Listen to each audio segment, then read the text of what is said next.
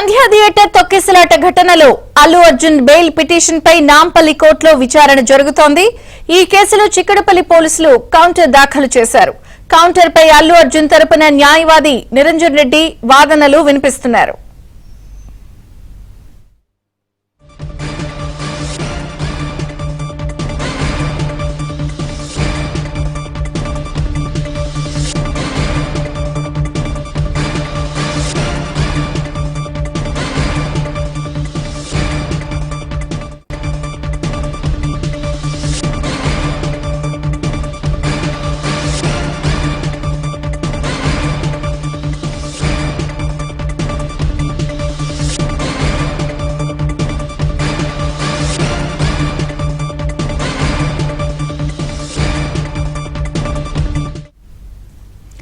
సంధ్యా theatre తొక్కిసలాట ఘటనలో Allu Arjun bail petition పై నాంపల్లి కోర్టులో విచారణ జరుగుతోంది. ఈ కేసులో చిక్కడపల్లి పోలీసులు కౌంటర్ దాఖలు చేశారు.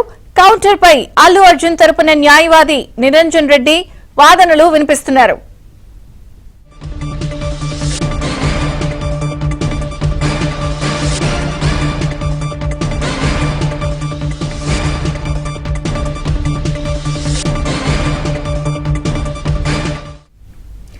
నాంపల్లి కోర్టులో అల్లు అర్జున్ కేసుకి సంబంధించిన విచారణ కొనసాగుతోంది. పోలీసులు చేసినటువంటి కౌంటర్ దాఖలుపై కూడా విచారణ జరుగుతోంది. పూర్తి వివరాలు క్రైమ్ ప్రతినిధి ప్రవీణ్ అందిస్తారు. ప్రవీణ్,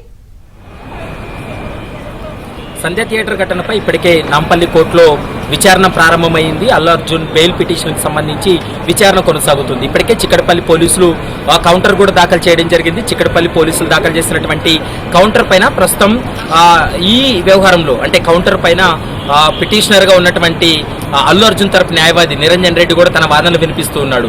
అయితే పోలీసులు వేసినటువంటి కౌంటర్లో చాలా కీలకమైనటువంటి అంశాలను ప్రస్తావన చేయడం జరిగింది. ఈ కేసులో A11 గా ఉన్నటువంటి అల్లు అర్జున్ ఇందులో చాలా కీలక పాత్ర ఉంది.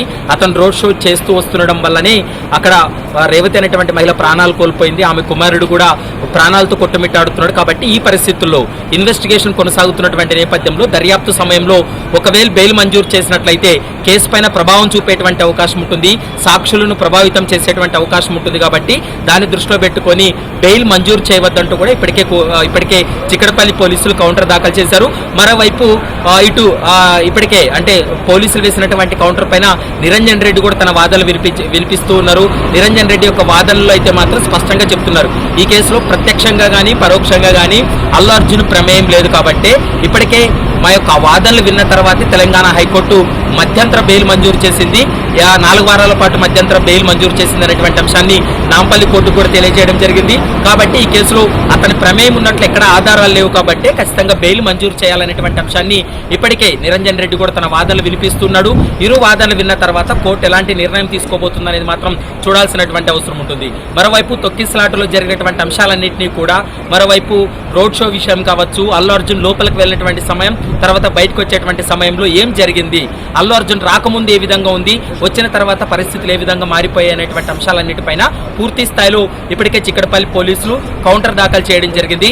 ఆ కౌంటర్ పైన ప్రస్తుతం వాదనలు కూడా కొనసాగుతున్నటువంటి పరిస్థితి కనపడుతుంది.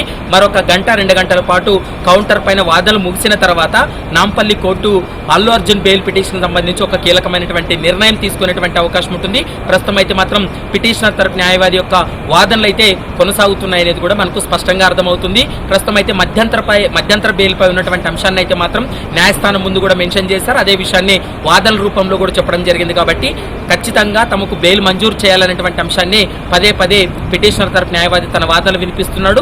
మరోవైపు పబ్లిక్ ప్రాసిక్యూటర్ అయితే మాత్రం ఇన్వెస్టిగేషన్ కొనసాగుతున్నటువంటి నేపథ్యంలో ఇప్పుడు ప్రధానంగా అల్లు అర్జున్ కు బెయిల్ మంజూరు చేస్తే అతను బాగా డబ్బున్నటువంటి వ్యక్తి, పలుకుబడి ఉన్నటువంటి వ్యక్తి, కేసును ప్రభావితం చేసేటువంటి అవకాశం ఉంటుంది, సాక్షులను ప్రభావితం చేసేటువంటి అవకాశం ఉంటుంది. కాబట్టి ఈ పరిస్థితుల్లో బెయిల్ మంజూరు చేయవద్దనేటువంటి అంశాన్ని న్యాయస్థానం దృష్టికి కూడా తీసుకెళ్లినటువంటి పరిస్థితి కనపడుతుంది. మరి ఇరు వాదనలు విన్న తర్వాత కోర్టు ఎలాంటి నిర్ణయం తీసుకోబోతుందనేది మాత్రం చూడాల్సినటువంటి అవసరం ఉంటుంది. విజయ్ చంద్రిక.